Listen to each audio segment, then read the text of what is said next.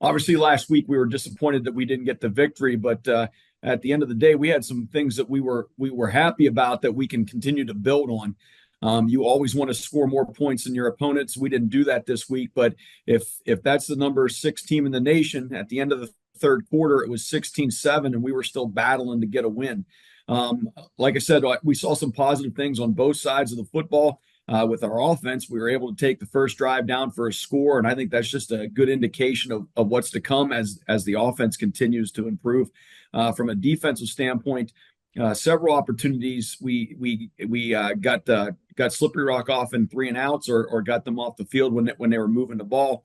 But at the end of the day, both sides of the ball, we didn't do well enough on third down, and that's something that we need to continue to work with both offensively and defensively. Better percentage offensively and getting ourselves off the field on third down. Again, I think a lot of positive things to build on, but at the end of the day, they wore us down, and we need to do a better job of competing for 60 minutes. Shepherd comes in with a pretty experienced defensive group, even though they're kind of transitioning from a 4-man front to a 3-man front. They've got a lot of returners in their front seven, a lot of guys that were all conference last year. In addition to having an experienced front, they're platooning a lot of guys. So at all three levels, they're getting a lot of players on the field, and they're playing a lot of guys on the defensive front, at the linebacker position, and in the secondary.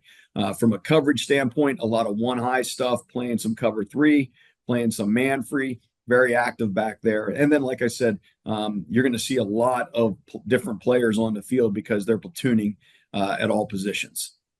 Shepherd's offense has been dealing with some of their growing pains a little bit this year too. They've got a new quarterback that's playing for the first time that's been doing well, but putting some consistent drives together has been difficult. They've been struggling on third down a little bit as well, so we're hoping to take advantage of that. A big offensive line, a solid running game, but where I think they're going to hang their hat is their skill receivers are their best athletes on the field, and that's the people they're trying to get the ball to. We're going to have to combat that with getting some pressure on the quarterback this week, something we weren't able to do as much as we wanted to last week, and do a better job of keeping guys in front of us and making plays.